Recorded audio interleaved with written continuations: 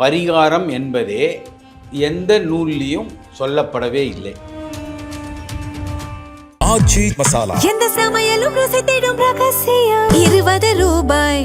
தாமரை மலர், ஸ்வஸ்திக சின்னம் போன்ற சில சின்னங்களை பார்த்து கொண்டே இருந்தால் உங்கள் வாழ்க்கை முன்னுக்கு வரும். இப்போ உங்களுக்கு ஒரு பிரச்சனைனா நாம் பரிகார பூஜை செய்து பிரயோஜனம் இல்லை. வெள்ளிக்கிழமையில் யார் ஒருவர் முதலில் காலையில் உப்பை வாங்கி கொண்டு வருகிறாரோ அவருக்கு எந்த கஷ்டமும் வராது வாழ்க்கையில்.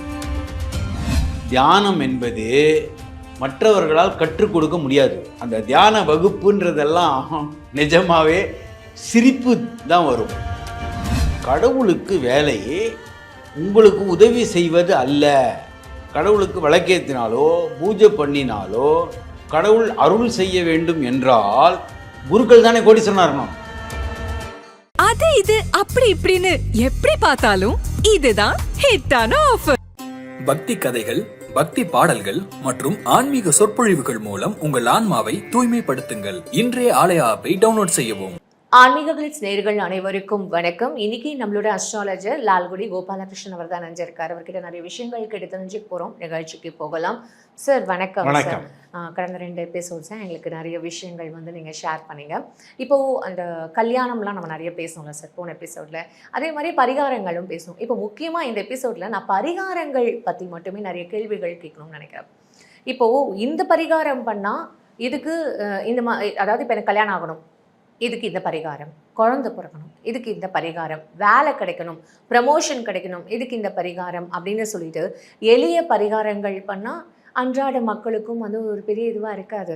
பரிகாரன்ற பேரில் லட்சக்கணக்கில் செலவு பண்ணுறாங்கல்ல சார், ஒரு அரசியல் பதவிக்காக, இல்லைனா எனக்கு பெரிய பணக்காரர் ஆகணும் அப்படின்னு சொல்கிறதுக்காக, எதிரியை வீழ்த்துறதுக்காக கூட பரிகாரங்கள்லாம் பண்ணப்படுதா சொல்லப்படுது. இது எந்த அளவுக்கு உண்மை, இல்லை அந்த பரிகாரங்கள்லாம் உண்மையாகவே நமக்கு ஏதாவது ஒரு விஷயம் பலன் கொடுக்குமா? வணக்கம். லால்குடி சப்தரிஷீஸ்வரர் அருளால் உலக மக்கள் நலம் பெற வேண்டும்.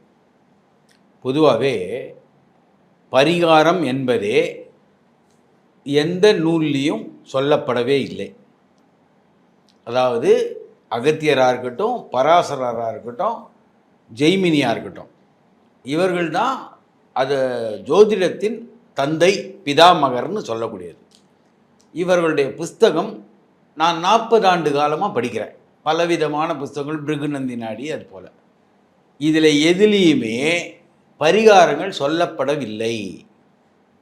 இந்த பரிகாரங்கள் எதுக்குன்னா இது ஒரு வியாபார நோக்கமாக கொண்டு வரப்பட்டது. காரணம், ஒரு விஷயத்துக்காக நீங்கள் ஹோமம் பண்ணினாலோ எது பண்ணினாலும் உங்களுக்கு அது மாற்றம் தராது. கோவிலில் போய் விளக்கேற்றுறோம் சொல்கிறதுக்கு. அப்போது கடவுளுக்கு வேலையே உங்களுக்கு உதவி செய்வது அல்ல. காரணம், எல்லார் போல் நீங்கள் எப்படி கடவுளுடைய குழந்தையோ நானும் கடவுளுடைய குழந்தை. கரெக்டாக? அப்போது நான் முன்னுக்கு வரணும்னா யாரோ ஒருவர் கஷ்டப்பட போகிறார்னு அர்த்தம். அதாவதுங்க, பூமியில் ஒரு கட்டடம் கட்டுறோன்னு வச்சுக்கோங்க. ஒரு 15 அடிக்கு கட்டுறோம், 40 அடிக்கு கட்டுறோம். அப்போ 40 அடிக்கு இந்த பூமியில் பள்ளம் ஏற்பட்டதுன்றது புரியறதா உங்களுக்கு இல்லையா? எனக்கு அது புரியுது. இதுக்கு மண்ணை செவ்வாயிலேருந்தோ சந்திரன்லேருந்தோ கொண்டு வர முடியாது. அப்போது இங்கே இருப்பவர்கள் யாரோ ஒருவர் லாபம் அடைகிறார்னா ஒருவர் நஷ்டம் அடைகிறார்னு அர்த்தமா இல்லையா? சரி, ஓகே. இப்போ நாங்கள் பரிகாரத்தை நீங்கள் இப்படி சொல்கிறீங்க. நான் கோவிலில் போய் விளக்கேற்றுறேனே, நான் பெரிய என்னாலலாம் அவ்வளோ லட்சக்கணக்கில் கொடுத்து செலவு பண்ண முடியாது. நான் கோவிலில் போய் விளக்கேற்றுறேன், என்னால் அந்த கடவுள்கிட்ட அவ்வளோதான் பண்ண முடியும். ஒரு பூ வாங்கி நான் சாத்துறேன் அப்படின்றத கூட, அதெல்லாம் கூட நீங்கள் ஒரு பரிகாரமாக ஏற்று. அதாவது அதுக்கு பரிகாரம் கிடையாது, அது நன்றிக்காக வேணால் கொடுக்கலாம். அதாவது என்னை இந்த அளவுக்கு வைத்த கடவுளுக்கு நான் நன்றி செலுத்துகிறேன் அப்படின்னு சொன்னால் அது கரெக்டு. இப்போது நீங்கள் சொல்வது போல் கடவுளுக்கு விளக்கேற்றினாலோ பூஜை பண்ணினாலோ கடவுள் அருள் செய்ய வேண்டும் என்றால் குருக்கள் தானே கோடீஸ்வரனா இருக்கணும். அவங்க பைசா வச்சு அவங்க பண்ணல. இருங்க, 8 மணி நேரம் 10 மணி நேரம் கடவுளிடம் இருந்து கொண்டு வேண்டிக் கொண்டே இருக்கிறார். அவருக்கே பல விதமான ப்ராப்ளம் வருது. உண்மை தானே? உண்மை சார். அப்போது கடவுளுக்கு உங்களுக்கு எல்லாத்தையும் கொடுத்துட்டு, மூச்சு காற்றை அவர் கொடுத்துட்டார், சாப்பாடு அவர் கொடுத்துட்டார், இந்த பெரிய உலகத்தை அவர் கொடுத்துட்டு அதுக்கப்புறமும் அவர் தான் உபயோகம், அதாவது உங்களுக்கு உதவி செய்ய வேண்டும் என்றால் படித்து வேலைக்கு போன பையனுக்கு நம்ம பணம் அனுப்புகிற மாதிரி, ஏற்கனவே படித்து பணம் சம்பாதிக்கிறான், அவனுக்கு மேலும் நம்ம பேரண்ட்ஸே பணம் கேட்டான்னா எப்படி இருக்கும்? சரி, இப்போ நீங்கள் என்ன சொல்ல வரீங்க? அதாவது தாந்திரிக பரிகாரம் தான் வேலை செய்யும். தாந்திரிக பரிகாரம் என்பது மனம் சம்பந்தப்பட்டது. ஒரு சின்ன கேள்வி, நீங்கள் மனதால் கடவுளை வேண்டிக் கொள்ளுகிறீர்கள்னு வச்சுக்கோங்க. சரி. இப்போ கடவுளுக்கு அது தெரியும்னு வச்சுக்கோங்க. கடவுளை தவிர யாருக்கு தெரியும்? நான் சொன்னாதான் தெரியும். உங்கள் மனசுக்கு தெரியும். ஆமாம். இல்லை, நான் வெளில யார்கிட்ட சொன்னாதான் தெரியும், இல்லை எனக்கு உங்கள் மனசுக்கு தெரியும். அப்போது எது வேண்டிக் கொள்ளுகிறது? மனசு. எதை வேண்டிக் கொள்ளுகிறது? மனசை. மனசை வேண்டிக்கிறது. புரியுதா உங்களுக்கு? இல்லையா? அப்போ மனம் தானே கடவுள். ஒன்றுமே இல்லை, ஒரு உதாரணம் சொல்கிறேன். நீங்கள் கனவு காண்றீங்க, கனவு காண்பது எது? உங்கள் மனசு. உங்கள் மனசு தானே கனவு காண்றது. ரைட். கனவில் வரக்கூடியது என்ன? அதுவும் உங்கள் மனசு தான். சரிதானே? அப்போது மனசே தான் மனசை பார்த்துட்டு இருக்கு. கனவுன்றது அதானே. புரியுதா? கனவில் வர எல்லா கதாபாத்திரமும் உங்கள் மனசு படைச்சது தான். அதை பார்க்குறது எது? அதுவும் மனசு தான்.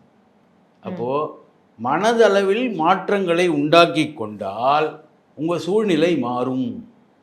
இதை தான் மனோதத்துவ நிபுணர்கள் சொல்கிறாங்க. புரியுதா உங்களுக்கு? புரியுது சார். உங்களுடைய எண்ணங்களை இன்டென்சிஃபை, புரியுதா? மேனிஃபெஸ்டேஷன்றாங்க. அந்த காரணம் மனதை வைத்து கொண்டு சில பரிகாரங்களை செய்தால் வெற்றி பெறுவீர்கள். எண்ணம் போல் வாழ்க்கை. எண்ணம் போல் வாழ்க்கை, இதுதான் விஷயம். ஒரு உதாரணத்துக்கு சொல்கிறேன். நீங்கள் பொதுவாகவே தாமரை மலர், ஸ்வஸ்திக சின்னம் போன்ற சில சின்னங்களை பார்த்து கொண்டே இருந்தால் உங்கள் வாழ்க்கை முன்னுக்கு வரும். புரியுதா உங்களுக்கு? நினைத்த காரியம் நடக்கும். நிஜமாவா சார்? 100%. இதை நான் இன்றைக்கு காலையில் எனக்கு ஃபோனு என்னென்னா, ஒரு கஷ்டப்பட்டு மூடின கடை திறக்கப்பட்டு இன்றைக்கு மாதம் 6 லட்சம் ரூபாய் வியாபாரம் பண்ணுறாங்க. ஓகே. திருநெல்வேலியில். எப்படி அது காரணம்? என்னம்மா அது என்ன காரணம்? காரணம் என்னென்னா, இப்போ நம்ம நினைக்கும் போதே உங்களுக்கு தெரியாமலே உங்கள் மனசு என்ன நினைக்க தெரியுமா? இந்த வேலை நடக்காது. 100க்கு 90 பங்கு நீங்களே நெகட்டிவ், நம்பிக்கை இல்லை. அப்போ நம்பிக்கை இல்லாதது எப்படி நடக்கும்? உண்மை. புரியுதா உங்களுக்கு? ஒரு விஷயத்தை எடுத்த உடனே நம்ம சொல்கிறோமே தவிர மனசுக்குள்ளே இது நடக்காது. புரியுதா உங்களுக்கு? இல்லையா? ஆழ் மனசில் நம்மளே நெகட்டிவாக யோசிக்கிறோம். கட்டாயமா ஆழ் மனதில் நாம் தான் எதிர்மறையை விதைக்கிறோம். அப்போ நீங்கள் என்ன விதைச்சிங்களோ அதானே வரும். உண்மை. அவரை வச்சா அவரை, துவரை வச்சா துவரை. அப்போது உங்களுடைய மனதை எந்த பரிகாரம் செய்து மாற்றலாம்னு கண்டுபிடிக்கணும். ஓகே. ஒன்று. ரெண்டாவது, இப்போ உங்களுக்கு ஒரு பிரச்சனைனா, நான் பரிகார பூஜை செய்து பிரயோஜனம் இல்லை. பசி உங்களுக்கு தானே. அப்போ நான் சாப்பிட்டா உங்களுக்கு பசி சரியாக போயிடுமா? ஆகாது. புரியுதா? இப்போ நான் ஜிம்முக்கு பணம் கட்டிட்டு ஜிம்முக்கு ஒரு ஆள் அனுப்புகிறேன், எனக்கு பதிலாக நீ போய் பண்ணுன்னா சரியாகுமா? ஆகாது. அப்போது பிரச்சனை உங்களுக்குன்னா உங்களுடைய கண்ணீரால், உங்களுடைய கதறலால், உங்களுடைய இதை வேண்டுதலால் தான் ஜெயிக்க முடியுமே தவிர உங்களுக்காக இன்னொருவர் பரிகாரம் செய்ய முடியாது. புரியுதா உங்களுக்கு? இல்லையா? உங்களுக்கு தூக்கம் வந்தால் நீங்கள் தூங்கணும், உங்களுக்கு பசிச்சா நீங்கள் சாப்பிடணும், அப்போ தான் சரியாகும். இந்த பிரபஞ்சம் நமக்கு அப்படி தான் கொடுத்துருக்கு. சரி. அப்போது உங்களுக்காக நான் எதையுமே செய்ய முடியாது. அப்போ உங்களுக்காக டாக்டர் மாத்திரை சாப்பிட்டா சரியாக போயிடுமா? சரியாகாது. அப்போது இது எப்படின்னா, நம்முடைய மனதை சில தாந்திரிக பரிகாரத்தால் மாற்றிக்கொள்ள வேண்டும். கரெக்டா? இந்தியா விடுதலை அடைவதற்கு முன்னால் நேரு சாதாரணமாக புறாக்களை பறக்க விடுவார். எதிரிகள் நம்மை விட்டு போனோன்றதுக்கு அதர்மண வேதத்தில் ஒரு குறிப்பு இருக்குது. அந்த எதிரிகளின் துணி அதை எரித்து விட்டால் உங்களை விட்டு அந்த விரோதி நகர்ந்து போவான்னு இருக்கு. சரி. இதை தானே காந்தி பண்ணார். ம். அந்த பிரிட்டிஷ் அரசாங்கத்தின் அந்த துணிகளை எரித்தார். அதே போல உப்பு தான் மகாலட்சுமின்னு சொல்றது. ஆமா. ரைட்டா? ஆமா. அந்த உப்பு எடுக்கிறது தான் காந்தியுடைய மெயினே. புரியுதா உங்களுக்கு? அந்த சத்தியாகிரகம், உப்பு சத்தியாகிரகம் பண்ணது. அப்போ வெள்ளிக்கிழமையில் யார் ஒருவர் முதலில் காலையில் உப்பை வாங்கி கொண்டு வருகிறாரோ அவருக்கு எந்த கஷ்டமும் வராது வாழ்க்கையில். வாரம் உப்பு வாங்க முடியாது இல்லையா? அது இல்லைம்மா, அதாவது ஏதாவது ஒரு வாரம், ஏதாவது ஒரு வாரத்தில் வெள்ளிக்கிழமையில் அதை வாங்கி கொண்டு வந்தால் அவர் வீட்டில் லட்சுமி கடாட்சம் வரும். புரியுதா உங்களுக்கு? புரியுது சார். காந்தி இருக்கிற வேலையெல்லாம் விட்டு எதுக்கு அதுக்கு போனார்? அப்போது தாந்திரிகம் வேலை செய்யும். அவங்களுக்கும் இந்த மாதிரியான ஒரு விஷயங்கள்லாம் யாராவது சொல்லி, அதாவது யாரோ சொல்லணும்னு அவசியம் இல்லை, நம்ம மனசுக்கே நிறைய விஷயங்கள் தெரியும். அது நம்ம இன்ட்யூஷன், இன்னர் பவர்னு நம்ம சொல்கிறோம். ஆமாம். புரியுதா உங்களுக்கு? அப்போ அந்த இன்னர் பவரை நாம் மூடி மறைக்கிறோம். இப்போது நம்ம பொதுவாக மயிலையும் தும்பியையும் விட பெரிய ஆளா இல்லையா? நாகரிக பரிணாமத்தில் நல்லா வளர்ந்துருவோன்ட்டு அதுக்கு மழை வர தெரியுது, நம்மளுக்கு தெரியலையே. காரணம் என்னன்னா, நாம் உள் உணர்வை மூடிவிட்டோம், ஆழ் மனதை மதிக்கதே கிடையாது. புரியுதா உங்களுக்கு? எப்பவுமே ஆழ் மனதோடு நீங்கள் பேசினா உங்களுக்கு எல்லாமே நடக்கும். ஒரு உதாரணம், மேலாக தண்ணியில் மீன் தானே பிடிக்க முடியும், முத்தெடுக்கிறதுக்கு ஆழ்கடல். அப்போது முத்தெடுப்பது என்பது ஆழ் மனதோடு கான்டாக்ட் பண்ணுறது. மீன் பிடிச்ச அன்னன்னைக்கு சாப்பிட்டு வாழணும்னா மேல் மனதோடு இருந்தால் போகிறோம். அது இந்த டிப்ரெஷன்ன்ற ஒரு வார்த்தையெல்லாம் இப்போ ரொம்ப காமனாக இருக்குது. அதுக்கு காரணம் வந்து எல்லாருமே இந்த சைக்காட்ரிஸ்ட் கிட்டலாம் போகிறாங்க. அவங்க சைக்காட்ரிஸ்ட்லாம் போகும்போது அவங்க நம்மளோட ஆழ் மனதில் உட்காந்து அவங்க நம்ம வந்து பேசுகிறாங்க. ஆமாம். அதுவே நம்மளே நம்ம ஆழ் மனதோட உனக்கு என்ன பிரச்சனை அப்படின்றத பேசினாலே பிரச்சனை சால்வ். இதுதான் நாம் நம்மோட பேசிக்கொள்வதில்லை, நம்மை பற்றி நாமே ஆராய்ச்சி செய்வதில்லை, நாம் எல்லாரோடையும் பேசுகிறோம். நாம் நம்மோடு தனித்து இருக்கிற நேரமே இல்லாமல் போயிடுச்சு. அதான் அந்த மீ டைம்னு சொல்கிற அந்த ஒரு வார்த்தை, அந்த சிந்தனை அதெல்லாம் போயிடுச்சு மொத்தமாக. புரியுதா உங்களுக்கு? அந்த சிந்தனை இருக்கிற வரைக்கும் தான் நீங்கள் ஜெயிக்க முடியும். ஓகே. உண்மையாகவே ஜோசியத்தையும் தாண்டியில் இது ஒரு சைக்கலாஜிக்கலான ஒரு விஷயத்தை நீங்கள் இன்றைக்கி டச் பண்ணி பேசியிருக்கீங்க சார். அதாவது நம்ம ஆழ்மனதோடு நம்ம பேசணும், நிறைய விஷயங்கள் நம்ம வந்து இது பண்ணணும். அதுக்கு ஏதாவது ஒரு சரி, அது மெடிடேஷன் அப்படின்னு சொல்கிற ஒரு வார்த்தை அதுதானா சார்? அதாவது தியானம் என்பது மற்றவர்களால் கற்றுக் கொடுக்க முடியாது. அந்த தியான வகுப்புன்றதெல்லாம் நிஜமாகவே சிரிப்பு தான் வரும். எப்படின்னா, தியானம் என்பது உங்களுக்கு மூச்சு விட யார் கற்றுக் கொடுத்தாங்க? உங்களுக்கு பசி யார் கற்றுக் கொடுத்தாங்க? உங்களுக்கு தூக்கத்தை யார் கற்றுக் கொடுத்தாங்க? இல்லை. அப்போது அதுபோல் தியானமும் இயற்கையானது. மூச்சு விடுற மாதிரி, சாப்பிட்ற மாதிரி, பசிக்கிற மாதிரி.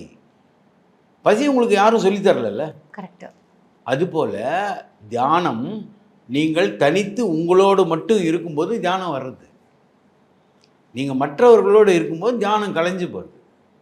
புரியுதா உங்களுக்கு? நீங்கள் தான் பிரபஞ்சம் என்று நினைக்கும்போது நீங்கள் பிரபஞ்சமாக மாறுவீர்கள். இதுதான் அதர்வண வேதத்தில் வேதமே சொல்கிறது. தத் தத்துவமசி, இதுதான் வார்த்தை. தத் தத்துவமசினா என்ன அர்த்தம்னா, நீங்கள் சபரிமலை கோயிலில் கூட எழுதியிருப்பாங்க, எல்லாம் படிப்பாங்க, ஆனால் புரிஞ்சிக்க மாட்டாங்க. நீ எதை பார்க்கிறாயோ அதுவாகவே மாறுகிறாய். ஆமாம், நீ எது நினைக்கிறாயோ நீ அதுவாகவே மாறிடும். அதான் பார்க்கறது நினைக்கிறது எல்லாம் ஒன்று தானே. அப்போது நீ என்னவா ஆகணும்னு நினைக்கிறியோ அதுவாகவே ஆகிடுவ. புரியுதா? அதை நீ எப்படி மேனிஃபெஸ்ட் பண்ணுற, அதை எப்படி நீ யோசிச்சுக்கிட்டே இருக்க. இப்போ நான் ஒரு பெரிய நிலைமைக்கு வரணும்னா அந்த நிலைமையில் என்னை கற்பனை செய்து கொண்டு பார்க்கணும். பார்க்கும்போது மனமே அதற்கான வழியை போட்டு கொடுக்கும். பிரபஞ்ச நியதியா இது? பிரபஞ்ச நியதி அது. இப்போது நாம் கண்ணை திறக்கும்போது உலகம் வருகிறது, நாம் கண்ணை மூடினதுக்கப்புறம் உலகம் அழிந்து போய்விடுகிறது. உங்களை பொறுத்த வரைக்கும் அழிந்து போயிடுங்க. உங்களுக்கு முன்னாடி நடந்ததோ உங்களுக்கு பின்னாடி நடக்கிறதோ உங்களை எப்படி பாதிக்கப்படுறது அது? கரெக்ட். அப்போது நீங்கள் தானே உலகம், நீங்கள் தானே பிரபஞ்சம், நீங்கள் தானே கடவுள், உங்கள் மனசு தானே கடவுள். அப்போது அதற்கான வழிகளை கற்றுத்தருவது தான் ஒரு ஜோதிடரோட வேலை. சந்திரனை வச்சு மனோகாரகன்றது சந்திரன், அந்த சந்திரனின் நிலைமையில் என்ன மாற்றம் இருக்கிறது, இதில் முக்கால்வாசி எல்லா பிரச்சனைக்கும் காரணம் நாம் தான். நான் பார்த்துருக்கேன், 2 செருப்பில் ஒரு செருப்பு மட்டும் ஒரு பக்கம் தேஞ்சிருக்கும். அது காரணம் செருப்பல்ல, நாம் நடக்கிற முறை, அந்த ஸ்டைல், வாக்கிங் ஸ்டைல். ஒரு சைடு வெயிட் ஜாஸ்தி போட்டிருப்போம், அதனால் அதோடைய ஒரு பக்கம் தேஞ்சு போயிருக்கும். அப்போ குற்றம் சொல்லப்பட வேண்டியது யார்? நாம் தான், நம்மளே தான். புரியுதா உங்களுக்கு? எல்லா விஷயத்துக்கும் நாம் நம்மை பொறுப்பாக்கி கொண்டால் ஜெயிப்போம். தலைவன் என்ன பண்ணுவது தெரியுமா? எல்லா தோல்வியும் தன் தலை மேலே சுமப்பவன் தான் தலைவன். உண்மை. யார் தப்பு பண்ணாலும் நான் தான் அது காரணம்னு சொன்னால் அவன் பேர் தலைவன். உண்மை. இல்லை, எல்லா பழியையும் மற்றவர் மேலே தூக்கி போட்டால் நம்ம தலைவனே ஆக முடியாது. நம்ப மாட்டீங்க, லால் பகதூர் சாஸ்திரின்னு ஒரு பிரதம மந்திரி இருந்தார். அரியலூரில் ஒரு விபத்து நடக்கிறது, ரயில் விபத்து. அவர் ரயில்வே மந்திரியாக இருந்தார். அப்போது யார் பண்ணின தப்போ அது, ஆனால் உடனடியாக ராஜினாமா செய்து விட்டார். காரணம், என்னுடைய துறையில் கடைசி நபர் தப்பு செய்தால் கூட அதுக்கு நான் பொறுப்பேற்கிறேன். அப்போது எல்லா தவறுகளுக்கும் நாம் நம்மை பொறுப்பேற்று கொண்டால் தலைவனாக மாறுவோம். பொறுப்பேற்க ஏற்றாத மற்றவர்கள் மேல் தள்ளி விட்டோம்னா நம்ம தலைவனே ஆக முடியாது. Fine sir. இப்போ கடைசியாக வந்து இந்த பரிகாரங்களுக்கே திருப்பியும் வருவோம் சார். இந்த பரிகாரங்கள் முறை அப்படின்னு நிறைய பேர் நிறைய விஷயங்கள் வந்து சொல்லிட்டு இருக்காங்கல்ல. இப்போது அதுக்கு வேறு எந்த ஒரு ஆல்டர்னேட்டிவ் இதுவே இல்லையா? ஏன்னா நீங்கள் சொல்லிட்டீங்க, உங்களோட மனசு தான் எல்லாமே காரணம், நீ வந்து போய் நன்றி தெரிவிக்கணும், கோவிலுக்கு போகணும் அப்படின்றலாம் நீங்கள் சொல்லிட்டீங்க. இப்போ நான் கோவிலுக்கு போகிறேன், எனக்கு அதுவே ஒரு பெரிய பரிகாரமா சார்? அப்போது அதாவது கோவிலுக்கு போனால் மனம் தூய்மை அடையும். ஆனால் பெரும்பாலும் இப்போ கோவிலுக்கு போகிறதுன்றது சக தோழிகளோட சக தோழர்களோட பேசுவதற்கான ஒரு இடமா மாறிடுச்சு. இப்போ நம்ம பூங்காலாம் பார்க்குறோம் இல்லையா, அந்த மாதிரி மாறிவிட்டது கோயில். அதாவது நம் கவனம் கடவுள் மேல் மட்டும் இருக்க வேண்டும். புரியுதா உங்களுக்கு? பொதுவாகவே இப்போ கோவிலுக்கு போனால் என்ன பண்ணுறாங்க, அம்மனுடைய சாரியுடைய டிசைன் எப்படி இருக்குது, அந்த மூக்குத்தியுடைய டிசைன் என்ன, புரியுதா உங்களுக்கு? அப்போது அதுதான் நம்மளுக்கு தெரியும், மற்றது எதுவுமே நம்மளுக்கு தெரியாது. அப்போ இதுதான் தெரியணும்னா பட்டுப்புடவை விற்கிற கடைக்கு போனாலே கற்றுக்கலாம், அதுக்கு கோவிலுக்கு போக வேண்டிய அவசியமே கிடையாது. கோவிலுக்கு போகும்போது மனதை தூய்மைப்படுத்துங்கள். காரணம், ஒரே ஒரு உதாரணம் சொல்கிறேன். ஒரு பாத்திரம் இருக்குது, பால் காய்ச்சுறீங்க, பால் கெட்டு போகிறது. காரணம் என்ன? பால் பிரச்சனை இல்லை, பாத்திரம் பிரச்சனை. அந்த பாத்திரத்தில் சிறிய தூசோ ஏதோ ஒன்று இருந்தால் நீங்கள் எவ்வளவு கஷ்டப்பட்டு காய்ச்சினாலும் அந்த பால் கெட்டு போகும். அப்போ மனம் என்பது பாத்திரம், பக்தி என்பது பால். அப்போ பக்தி கெட்டு போகுமா போகாதா? கண்டிப்பாக. அதான் கெட்ட பாத்திரத்தில் பாலை காய்ச்சுகிறீர்கள், அதனால நல்ல விஷயங்கள் கிடைக்க மாட்டேங்குது. தூய்மையான மனதோடு செல்லுங்கள், உங்களுக்கு எல்லாமே நடக்கும். ரொம்ப அழகாக வந்து எங்களுக்கு இந்த வாட்டி சைக்காலஜி, அதாவது அஸ்ட்ராலஜி இல்லாமல் ஒரு சைக்காலஜி கிளாஸ் எடுத்திருக்கீங்க இந்த செஷன் அப்படின்னு தான் சார் நினைக்கிறேன். ரொம்ப அழகாக எல்லாத்துக்கும் விளக்கம் கொடுத்தீங்க. உங்கள் நேரத்துக்கு ரொம்ப நன்றி. தொடர்ந்து பேசுவோம் சார். நன்றி. நன்றி. ஆச்சி மசாலா, எந்த சமையலும் ருசி தேடும் ரகசியம். 20 ரூபாய். அது இது அப்படி இப்படின்னு எப்படி பார்த்தாலும் இதுதான் ஹிட்டான ஆஃபர். பக்தி கதைகள், பக்தி பாடல்கள் மற்றும் ஆன்மீக சொற்பொழிவுகள் மூலம் உங்கள் ஆன்மாவை தூய்மைப்படுத்துங்கள். இன்றைய ஆலய ஆப்பை டவுன்லோட் செய்யவும்.